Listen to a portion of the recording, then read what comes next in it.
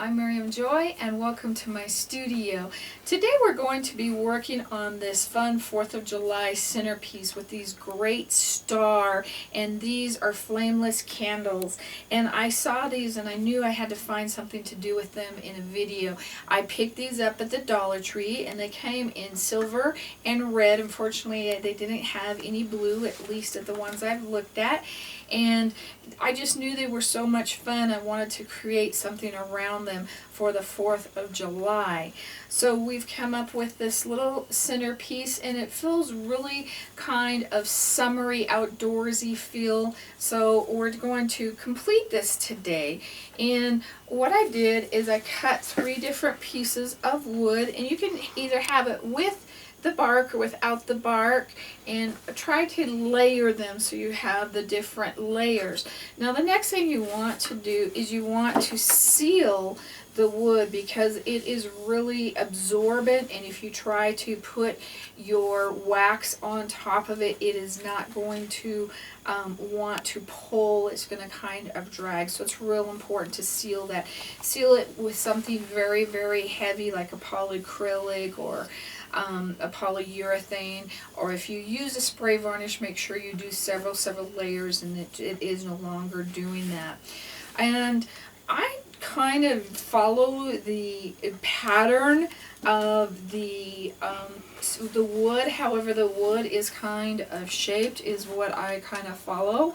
And so I've got the little centerpiece in here, and I am using cerulean blue with a little bit of white, and I am going to start that inside circle. This one I'm going to make a little bit more of a circle and divide it off like I normally would. Now I normally don't do that with fireworks because, as you know, they kind of have different shapes and everything, but we want to kind of get that feel right in the middle. So we've got that center one in there, and the next layer we're going to use on him is our white, and I've moved up to a larger tool, and we're going to start curving this guy a little bit too to give it more of a 4th of July feel. The farther the firework would explode, the more it would kind of move around. And there is no right or wrong, and I'll show you the other designs I have as well. Now I'm going to come from the outside in this time. And if you're not familiar with my process, please go to my website, miriamjoy.com, pull up the YouTube videos, and the first one on the YouTube site is how to do the basics of the wax design. I just don't try to cover it every time we do a video so that we can keep these short for you. Now see how we've kind of got it starting to fall? Got that kind of going down there, kind of coming out.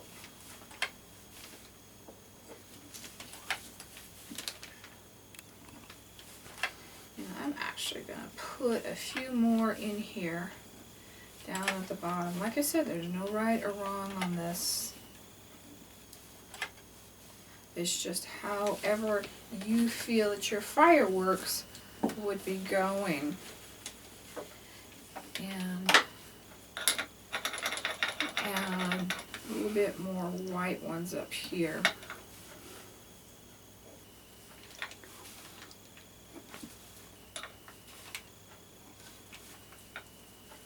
Make sure you warm your tool. The tool wasn't warm enough there.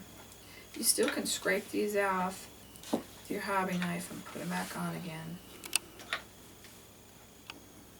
And when we're all done with this, I would put several coats of your polyurethane, polyacrylic over the top of these because you don't have any color underneath that would bleed. So I would go ahead and do that. Now, you also can add dots to these a little bit, kind of make them look like they're falling. And you can do it just to the bottom if you want to as well, just to make it kind of look like your firework is kind of hanging down. So however you want to do that. I think this little guy needs some more right in the center.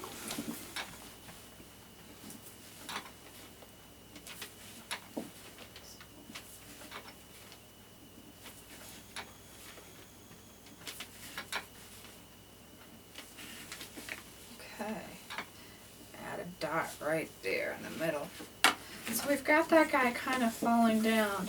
On this one, I kept him real simple. I did the outside first, and then I came in with the silver, and then I put some white dots on the edge, as well as this one. I started with the little white ones in the center. I moved to larger red ones along the edges, and then I did the same here so it looks like the fireworks is kind of falling down.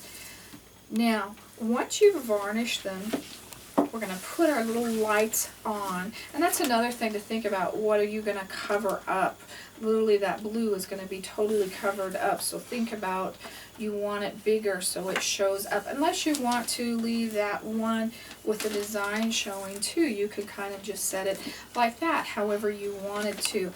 Now if you're going to put these onto the wood, because the on and off switch is down here, I used the double side sticky tape, and I actually had to put 2 layers together so that it would be tall enough to stick above the bottom part thing here. And then you just simply put that right on to your wood piece, and then you have your wonderful little 4th of July little centerpiece or design. And we're going to kind of show you how it would look with the lights off and give you a little peek at that to see if it'll show up in our video and how nice that looks. So that's just a real simple idea for you. If you have any questions about the piece that we did today, please email me at art@miriamjoy.com.